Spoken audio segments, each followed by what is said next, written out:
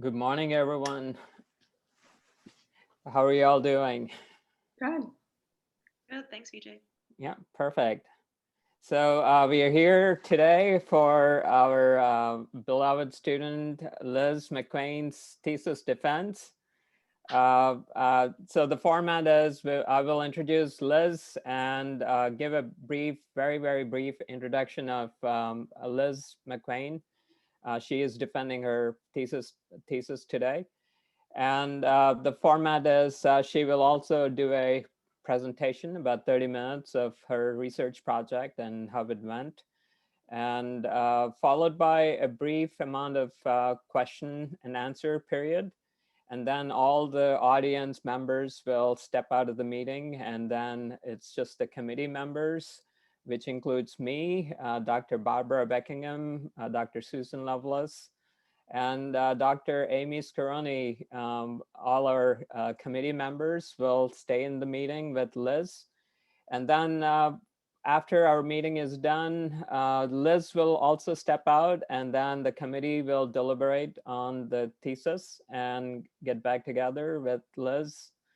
And that will be end of the defense today. So this all should take about 2 to 2.5 hours, I hope.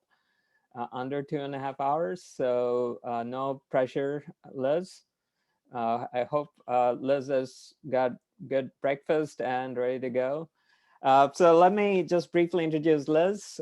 Liz is a graduate of UNC Wilmington. She graduated 2016 with a degree in marine biology, and she chose to come to College of Charleston for the environmental studies program.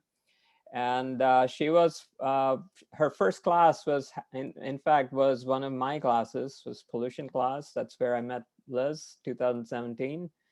And I guess this is also her last class. In fact, she's going to be completing her thesis with me.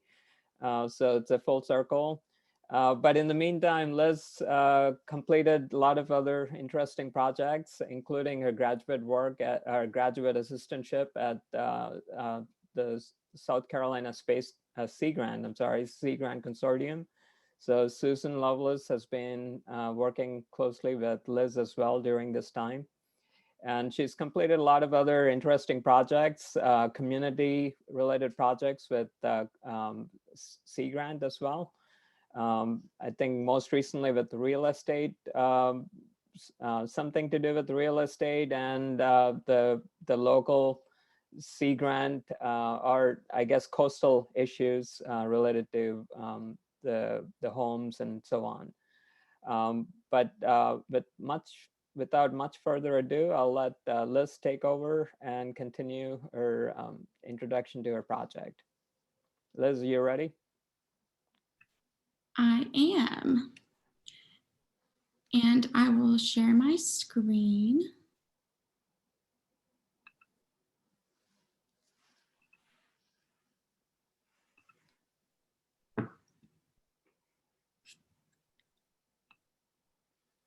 All right. So, thank you everyone for being here today. My name is Liz McQuain, and I will be presenting to you my thesis, that is the development of a community science stormwater pond monitoring program.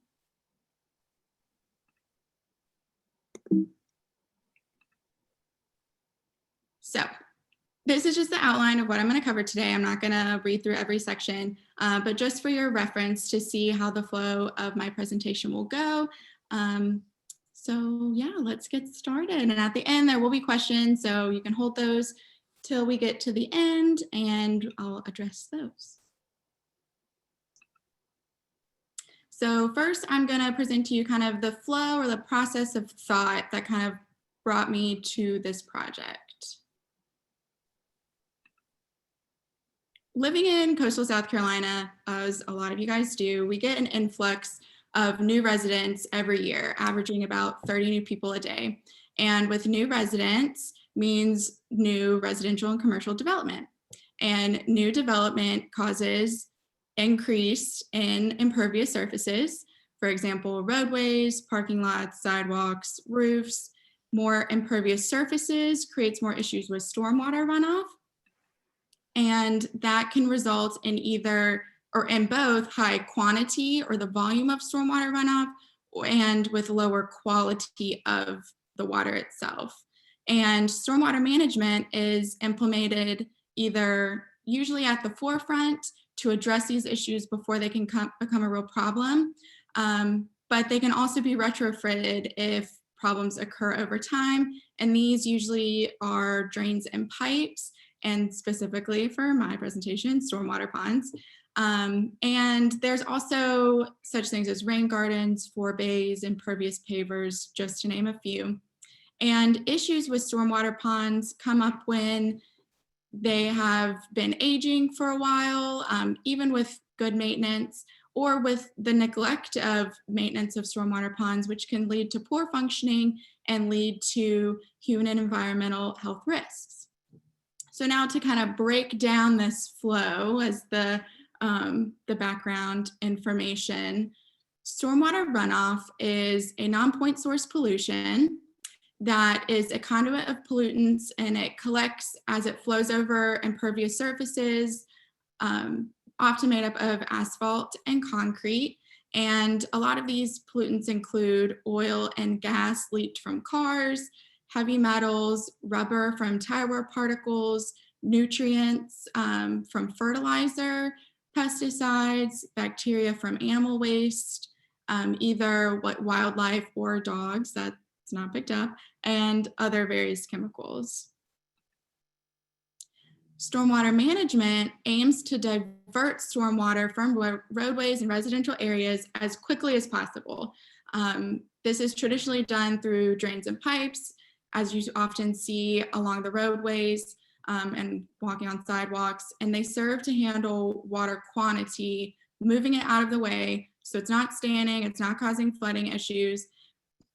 And in the instance of my little graphic here, that is section A, conventional drainage, move it away.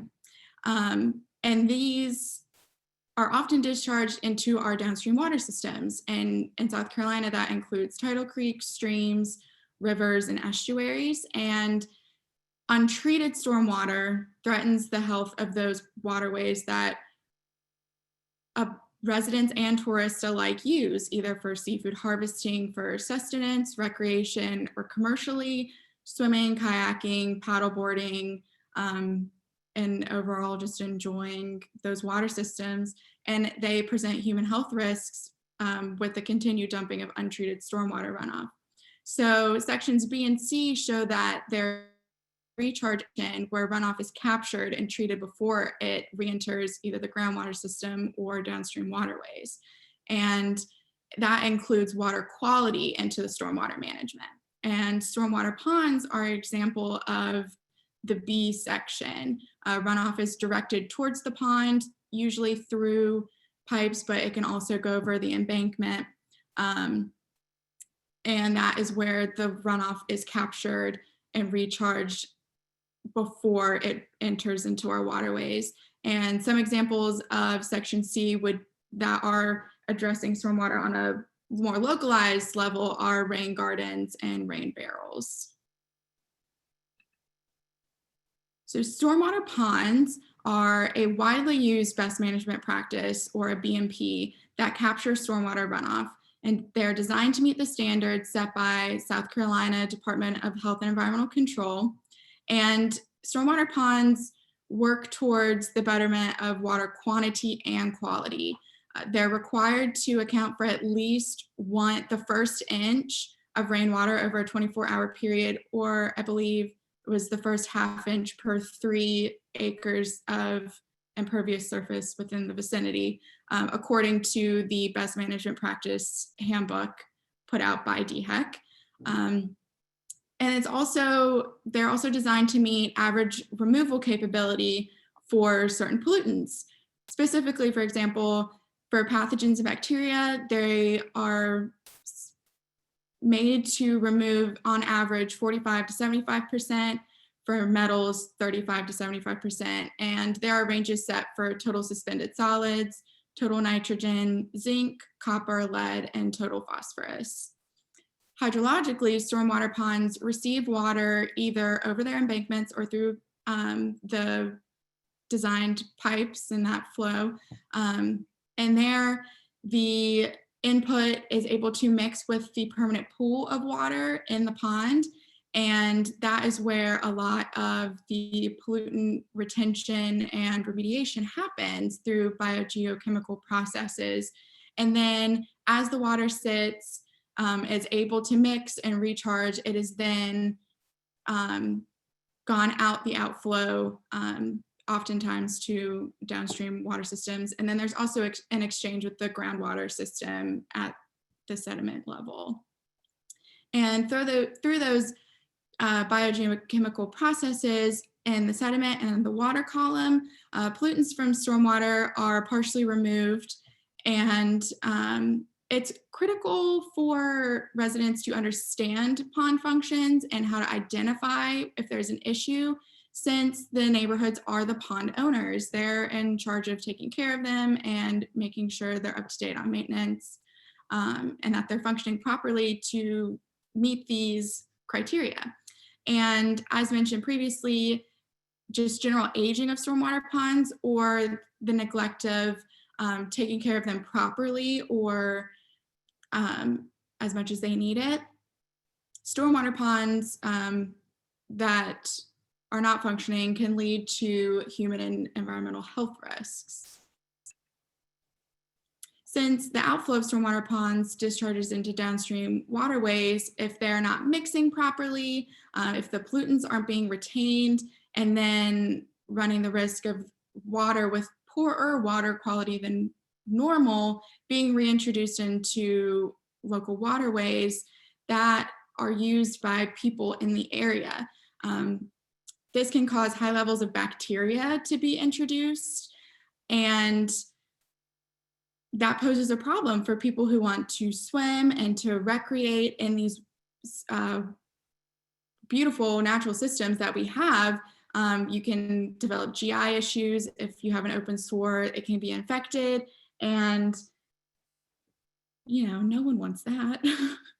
And a visual indicator of poor water quality in stormwater ponds is harmful algal blooms, or HABs, as indicated by the picture on the lower right. In South Carolina, harmful algal blooms typically happen when cyanobacteria take in the excess nutrients that are picked up by the stormwater runoff from fertilizers used in lawns, brought into the stormwater pond. They take in those nutrients such as nitrogen and phosphorus, and they rapidly produce or bloom.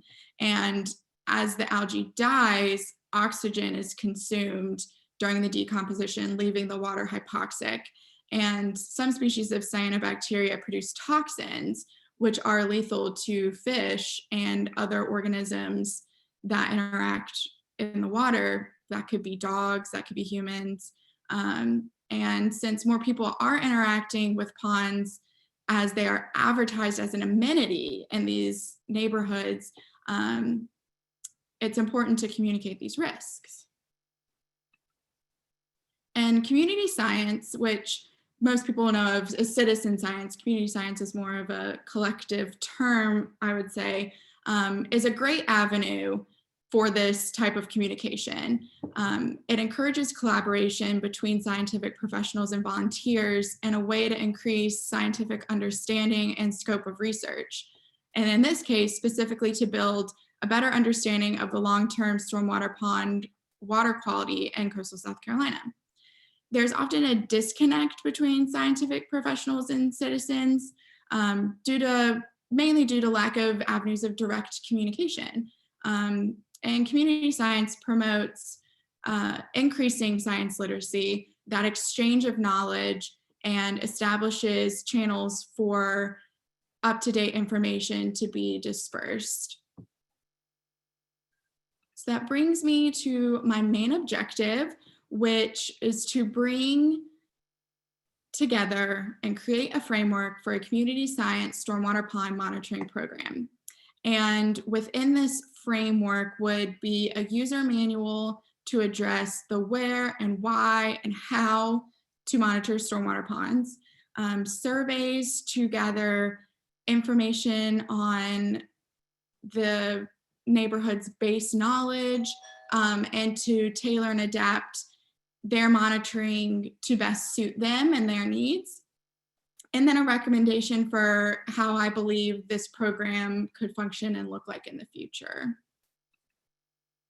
And now to go over my methods.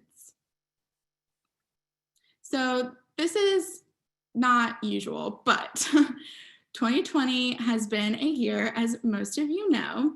And originally, as I proposed this project, it was going to be a collaborative process, very heavy on the in-person, and working directly with community members, troubleshooting equipment, answering any questions that they have along the way of monitoring. There was going to be a whole month of sampling and me observing and seeing what worked and what didn't work, an evaluation to see if the criteria of improving science literacy happened, and then working with them to develop what they wanted their monitoring for their neighborhood to look like, and development of that user manual along the way. Well, that did not happen. So at the beginning of my kind of research endeavor is when the shutdowns happened. I was able to meet with a few people and get started, but as everything shut down, I needed to figure out what to do to yield a similar objective and a similar product. So the development of the user manual was pushed to be at the forefront, done independently, and created in full before getting any community feedback. And then as time went on, as restrictions kind of lessened and other guidelines were put into place, I was able to kind of reintroduce community feedback and get their opinion on everything. But more on this whole thing in the discussion. So to start it all off, this whole conglomerate of icons, screen grabs, and logos is just to represent a majority of the programs and organizations that I referenced when creating the template, the outline, and selecting the criteria and testing equipment for the user manual. This is not a comprehensive list by any means. I could not fit all of the peer-reviewed papers and articles and publications that I used, but this is just to show that there were a ton of resources to build on and to look to for guidance, and this is majority of what I was using. Most of these are South Carolina programs and organizations and publications, because that's where I thought I could kind of fit in where I was missing that interaction with people. These programs are already happening, they're successful, they're running, and they've gone through the process of that first year figuring everything out and tweaking based on feedback. So I kind of looked to these programs and their publications to fill that gap. And I primarily focused on South Carolina because we have such an integrated coastal system, and how we have so many estuaries and salt marshes, tidal creeks and rivers, and we're all interconnected with them. And now ponds are fitting into that. So I thought it was best to reference documents and programs that are really capturing that interaction, and for me to see where ponds fit into that. And there are a few programs outside of North Carolina that I looked at, namely Adopt a Wetland in Georgia and Adopt a Lake in Lake County, Florida. I couldn't find much pond citizen science or community science monitoring programs. So lakes were kind of the next similar water body as it's standing water. So that's where that fits in. And Georgia has a phenomenal program, and it was so comprehensive and so informative. And additionally, I looked at state and federal guidebooks that kind of lay out the necessary steps to have a successful community science program, specifically the EPA and DHEC's materials on quality assurance and quality control, and including as much of that language and as much as those criteria as possible to make the user manual in this program have the opportunity in the future to be able to be recognized as a monitoring program by the state or on a federal level. I heavily relied on 3 specific water quality testing citizen science programs that are operating in South Carolina. And those 3 are the Waccamaw Watershed Academy Volunteer Monitoring Program, the Charleston Waterkeeper Creek Watchers Program, and the South Carolina Adopt a Stream Program, which is put on by DHEC and Clemson. And information pertaining to stormwater ponds was found through literature searches of peer-reviewed research, stormwater consortium publications, fact sheets, FAQs, state BMP requirements, and in particular, the Stormwater Pond State of the Knowledge Report, which is a comprehensive document outlining different lenses of stormwater ponds, how they're perceived, how they function, and the future of them. For community engagement, I wanted to focus on neighborhoods that had homeowners associations. And this is because they have a clear line of communication, whether it's through emails and newsletters, a next door page, Facebook groups, websites, announcements, all of that good stuff. So there would be a clear person to contact and a clear way of them getting out information. So I reached out to a few neighborhoods that were previously identified in a project proposal done by Dr. Barbara Beckingham and Dr. Vulava and Dr. Callahan, identifying a few neighborhoods that were interested in monitoring their stormwater ponds. And one of those was Crowfield Plantation. And before everything shut down in March, I was actually able to get in touch with them and meet them in person at one of the Healthy Pond Series trainings that was offered in North Charleston. So I was able to establish that connection, thankfully, before everything, all in person was a no-go. And they also have a Lakes and Ponds Committee, so they're focused on identifying issues and improving the functions of their stormwater ponds. So they're very eager and to come with me on this stormwater pond journey. And after IRB approval, community members were able to be recruited through the community manager and the Lakes and Ponds Committee chairperson, who I was in contact with. For the survey design, initially, I was going to be more of a big survey in the beginning to see what people know, to establish what their perceptions were of stormwater ponds, how they felt about them. But as everything changed, I decided to develop the surveys more in a way where they'll complement the monitoring program and be included in the creation of each neighborhood's kind of personalized monitoring efforts.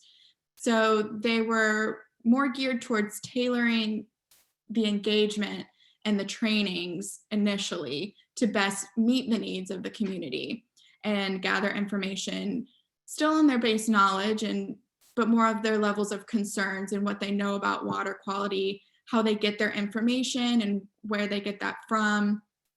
And so that would serve to create an initial engagement and presentation on water quality and address the concerns that was shown that they have, and present the information in the most effective way possible. And then I also developed a evaluation that was going to be used after the sampling process to see what they learned, if anything changed for them in regards to concerns and understanding, and then get an idea of, after this kind of pilot study, would they want to be involved in a monitoring program and what they would want that to look like. For the feedback on the user manual, since I wasn't doing this along the way collaboratively, it was all changed to virtual, and the focus groups, or the meetings and trainings that I was going to have with the community members was also changed to virtual. And the feedback was made to be online, so they were sent the user manual, and I had a grading rubric with 5 categories. So in total, it would get a score out of 20, and that was put into a survey format for ease of submission, and that was given to them through Qualtrics. And the 5 categories that it was graded on were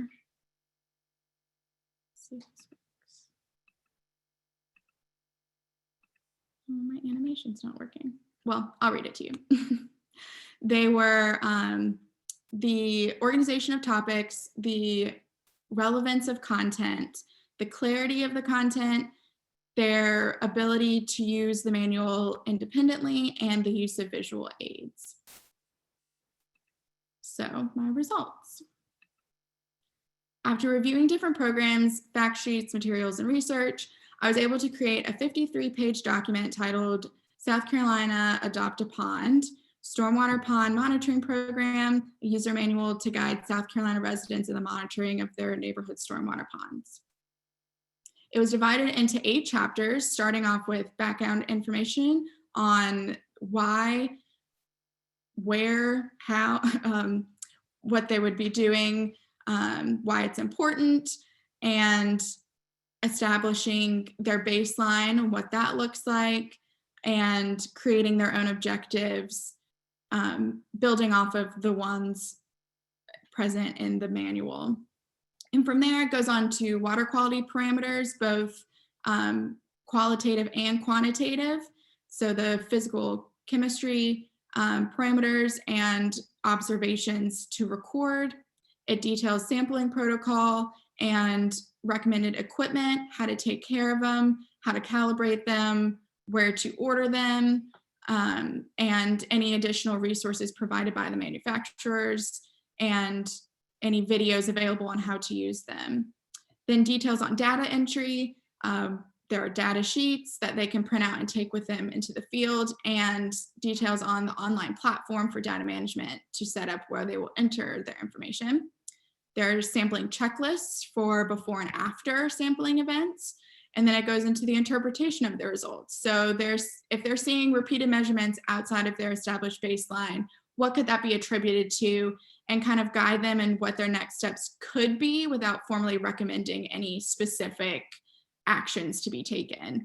And then there are also additional resources pointing them to their pond management companies, different extension programs and stormwater consortiums, and can help them address any other specific questions they may have if they want to dive deeper. And then I have a list of all of the references that I used.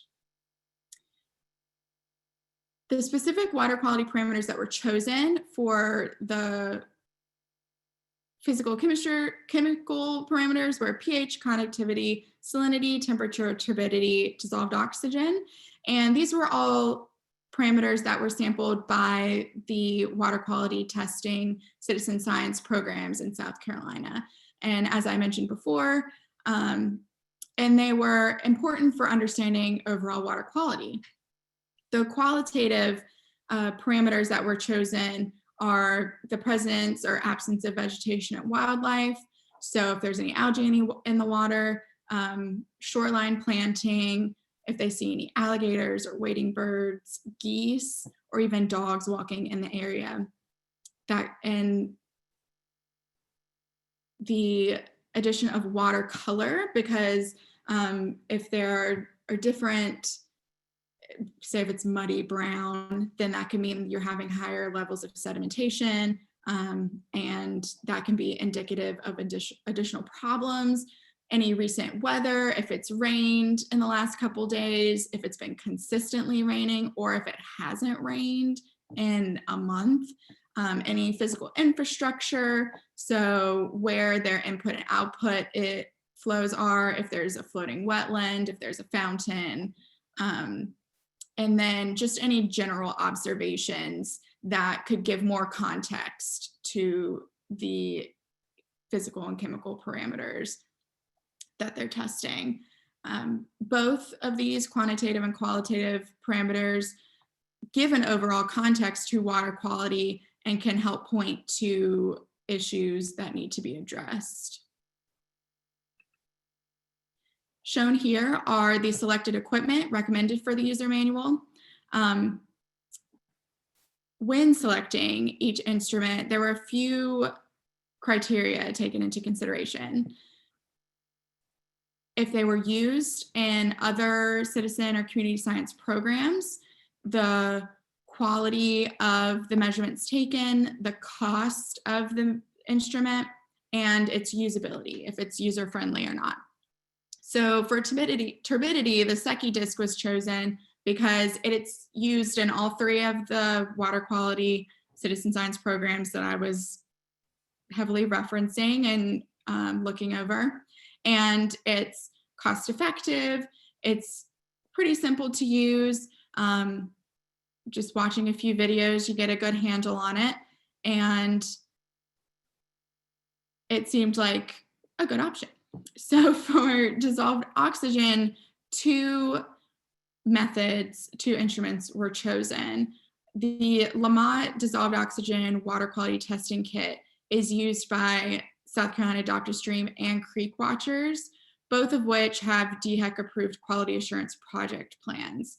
So that seemed like a natural choice, but then after reading through everything, it does produce a small amount of hazardous waste and requires training before using it as your method of measuring dissolved oxygen.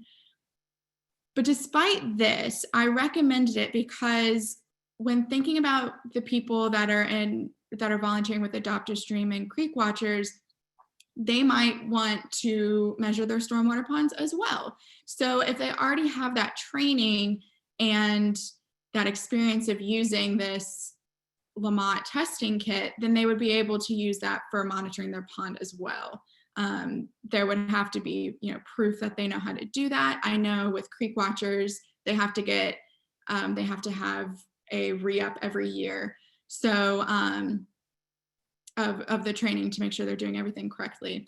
But as another option, a probe was looked for, and that's where we came to the pinpoint oxygen meter. It is not used by any of the programs, but it is manufactured and used in aquaculture. And in aquaculture, dissolved oxygen levels are very important because you're growing living organisms and they need oxygen. And it was also recommended to me by the facilitators of the Healthy Pond series, and they use it with the attendees when they do their water quality training series offering.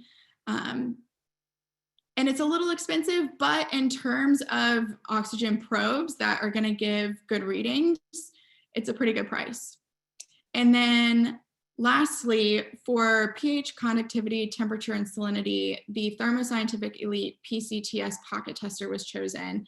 And this is also not used by any of the programs, but it was recommended to Vijay and I from the Thermoscientific representative for our area. And as a brand, Thermoscientific is very prominent in scientific equipment and software, and they have a very good reputation and they produce very good products. And it also tests 2/3 of the parameters I'm suggesting for $130. So with all that together, the price range for a kit would be between $223 and $360, which is not bad.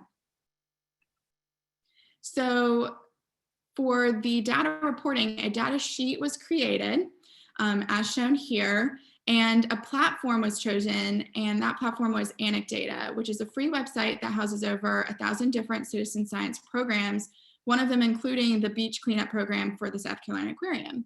And Anecdata provides a place for data entry as well as networking, because you have to create a profile to be a part of the project page. So there's that social aspect of being able to see other people that are monitoring and reach out and ask questions and make connections. And you can also download your data and to be used for future analysis.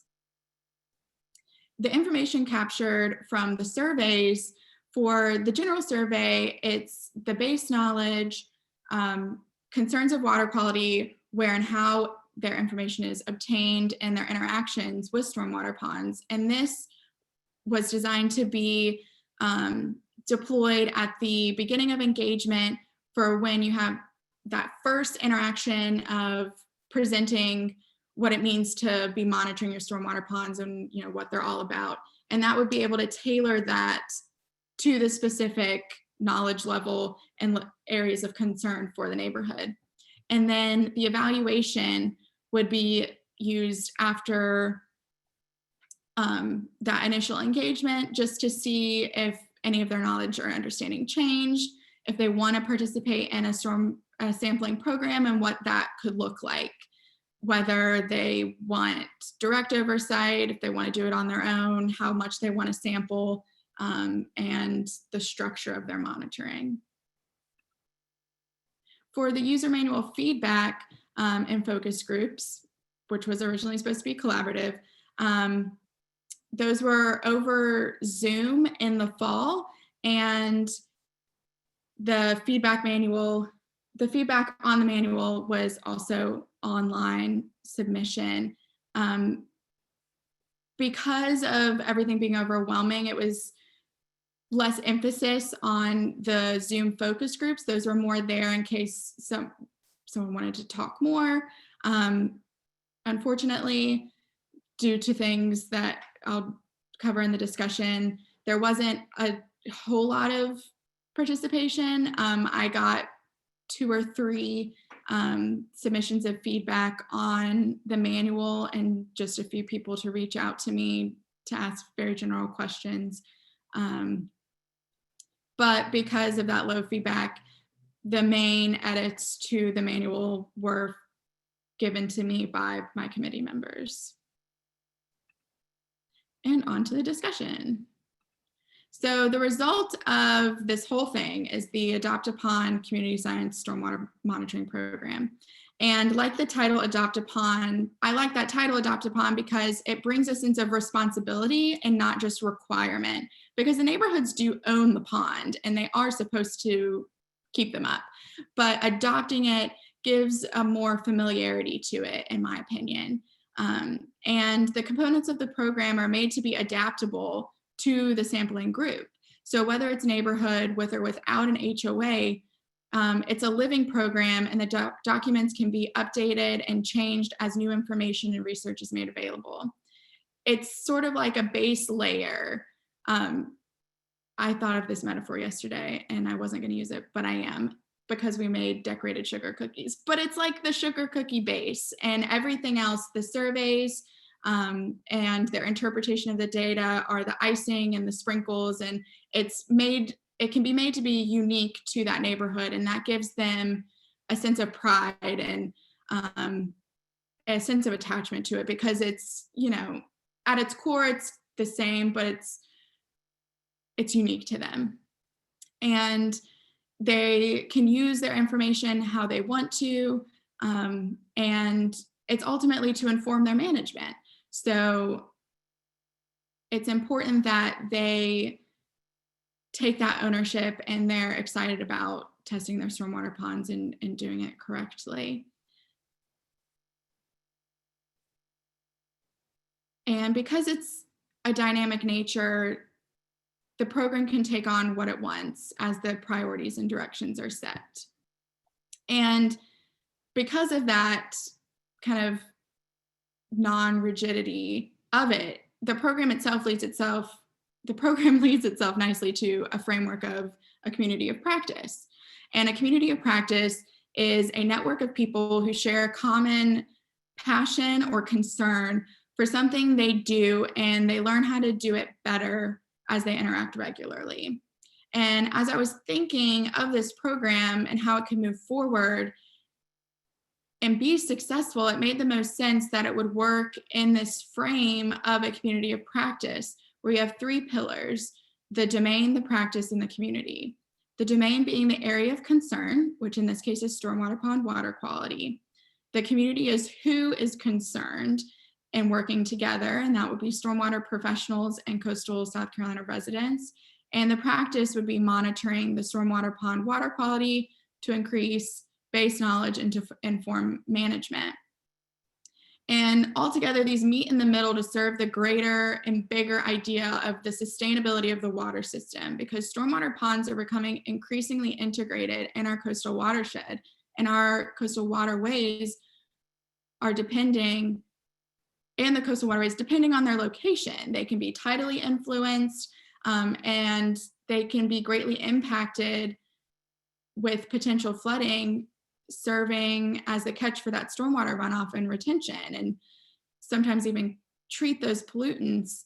And so as a community working together to make sure that they're functioning properly with that interaction with scientific professionals in this community science program, since it's not rigid and cookie cutter, each neighborhood can make it what they want it to be. A community of practice really leads to that share of knowledge and collaboration to make it the best that it can be. So the importance of this program, and at this specific time, is an opportunity to be proactive with new developments in South Carolina. And as I mentioned at the very beginning, we're seeing a lot of people come to the coast and continuously moving here because we have this connection with nature. We have wonderful natural resources, and stormwater ponds are the primary best management practice for stormwater management and new residential and commercial development. So having a program set up that can be introduced early on and adapted by HOAs or neighborhoods, have that on their radar and start to implement that as they become the primary owners when it's turned over to them from the developers, this has a chance of monitoring and understanding their stormwater pond as they go, and they may not have to be faced with these huge issues and huge problems, and then they don't know what to do, and then it costs a lot of money. So it's a way to be proactive and not reactive. And as a quick visual representation, this is just a screen grab from Google Earth of Charleston in 1984. And it's the Charleston metro area, and then Berkeley and Dorchester County. I can orient you a little bit. My laser pointer, maybe. So here's 526. We have the peninsula, James Island, West Ashley, where 26 would go up. And then we have 2016. So as you move forward in time, development has greatly increased. There's less green space, and just looking back and forth,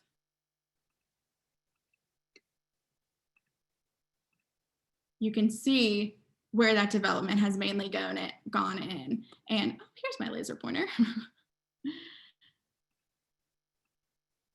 And you can see it here in West Ashley, Daniel Island, Mount Pleasant, and mainly in Berkeley and Dorchester County towards Somerville.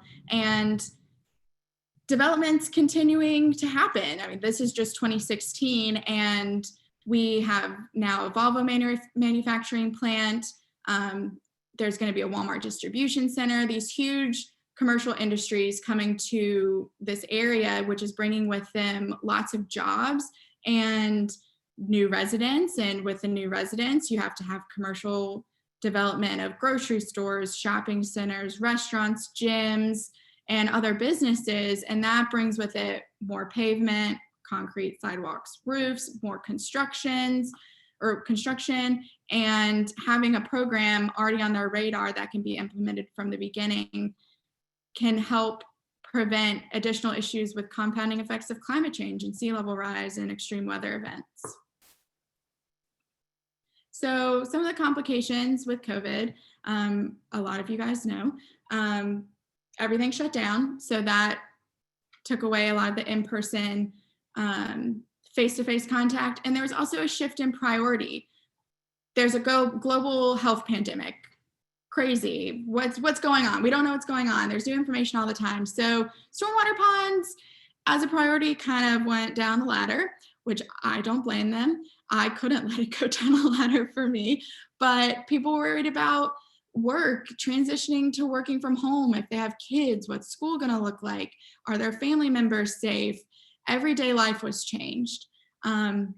So a lot of the neighborhoods I reached out to weren't really receptive because, you know, they've got other things going on, which is completely understandable.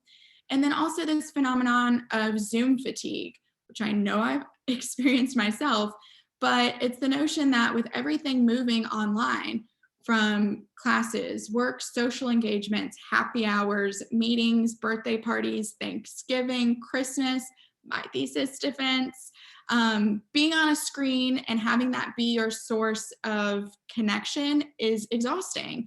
And it's so easy to sign up for all these things. You think you have free time and I'm going to do this training and I'm going to do this webinar and I'm going to do this. And then when the time comes, do you really want to sit on the computer for another hour or two? Not really. So that has been something that I ran into with engagement. You know, 2020 happened, COVID-19 is still happening. And so I just had to roll with the punches. And I think I was able to meet my main objective that I set out to do in the beginning, just do it in a little different of a way. So now my conclusion. South Carolina Adopt a Pond program presents an opportunity to connect South Carolina coastal residents to stormwater professionals and to better understand and improve the functioning of their neighborhood stormwater ponds. Such a program is beneficial to overall watershed management efforts. And as stormwater ponds are becoming integral in the local water quality and flood management arenas. And this presents an opportunity to create and further engage our stewards to local water quality. We can never have enough. Everyone needs to be a steward, in my opinion. But having more and re-engaging others in a new way presents an opportunity to push for better design standards and management of stormwater ponds. As more data is being collected, more can be understood about stormwater ponds and can help create change on a higher level for their design and implementation. And with that, I would like to thank my academic advisor, Dr. Vulava, and my committee members, Dr. Beckingham, Dr. Scaroni, and Dr. Lovelace, for being so understanding through 2020 and this process and helping me along the way. The faculty and staff members at the College of Charleston, specifically in the Masters of Science in Environmental and Sustainability Studies. I've learned a lot through this program. And my colleagues at South Carolina Sea Grant, I have worked there the past 3 years, and I am incredibly lucky to have done so. I've grown so much as a researcher and practitioner and human through that process. And then my family and friends for always listening to me talk about stormwater ponds and droning on about how they're important. And I can see their eyes glaze over, but they were so kind in listening to everything. And with that, I will take any questions. Thank you, Liz. That was a very, very good presentation. I guess everyone's giving you virtual claps. Wish you could hear all of those. But good job. So at this time, we will entertain questions from the general audience. Annette, go ahead. Hi, Liz. Nice job on this project. I'm wondering if you were able to actually offer any compensation monetarily for your participants. And I can totally understand a lot of the you know, Zooming and COVID aren't really great combinations to get participation, but if you were able to offer any monetary compensation for volunteers' time, that's usually a typical technique to get better participation. And I don't know if you were able to offer incentives like that for participating in the review.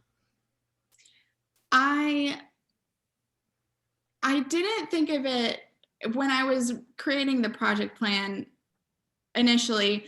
There was less of a like direct compensation associated, but more of an indirect of we would provide the equipment that they would use.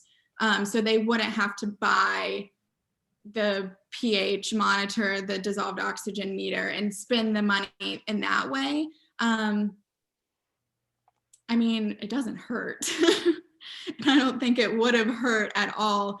But that was just a route that I didn't think to go down because people were interested kind of before everything shut down. They were willing to spend their time doing it. But yeah, I think in the future, offering is always a great way.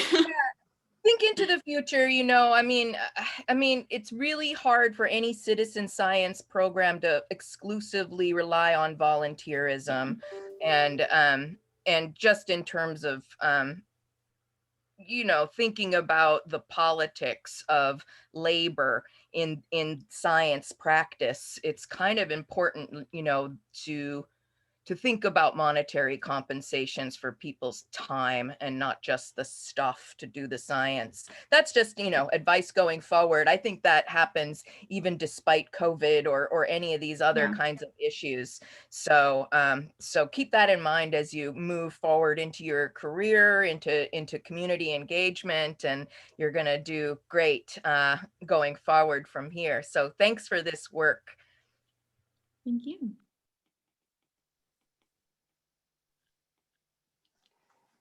So anyone else have questions? I'd like to ask one while we're in the general session here. So Liz, when you had to make the switch, you were going to have people in the field and relying on what they were telling you to help you develop this book. And so what kind of process did you go through to channel, that's the word I'm looking for, kind of to channel these folks, and what assumptions did you make about what they knew, what they know, and what they could do? I'm gonna be honest, I thought about the questions my mom would ask. So if I were to put a piece of equipment in front of her, would she know what to do with it? Would she know what buttons to press? So when I was writing out the protocol, I assumed nothing. I wanted to make it in a way that anyone could pick it up and read it and buy that DO meter and know how to calibrate and know how to take an accurate reading and what to do to clean it off. And that's why the user manual is pretty hefty. It's, you know, over 50 pages. And when thinking about the background information, after reading a lot of other programs and what information they put into their kind of initial background behind what they're doing, I tried to mimic how much detail they went into.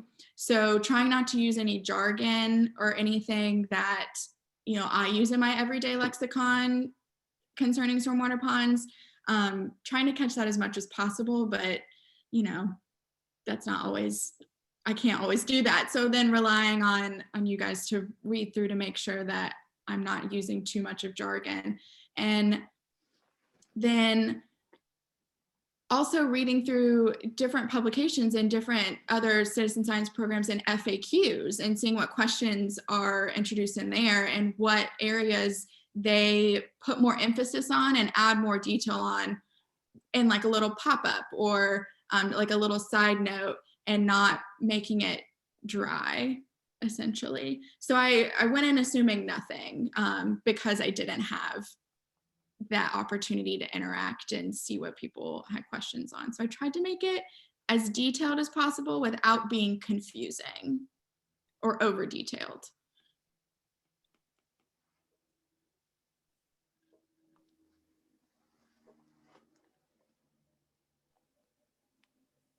Other questions? All right, if no one else have questions, I think this will be the end of the public presentation. And I hope you can join later or connect with Liz about how the defense went. And with that, we'll say goodbye to most of the public audiences. Thank you, everybody.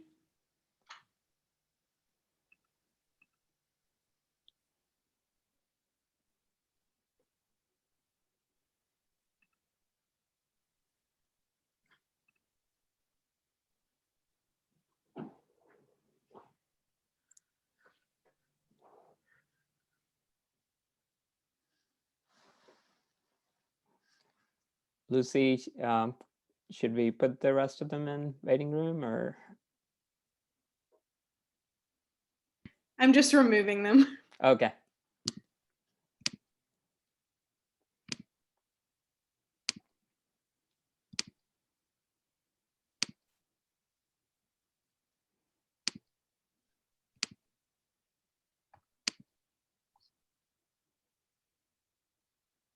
Okay. Vijay, I am going to make you the host. Okay. And thank you so much, Lucy, for all your help. Yes, I'm going to stop recording in, oops. Wait, no, my recording's, okay, yeah, my recording stopped when I changed host, I think. Wait, no, actually, Vijay, can you Okay, let me stop it. Bottom of yours?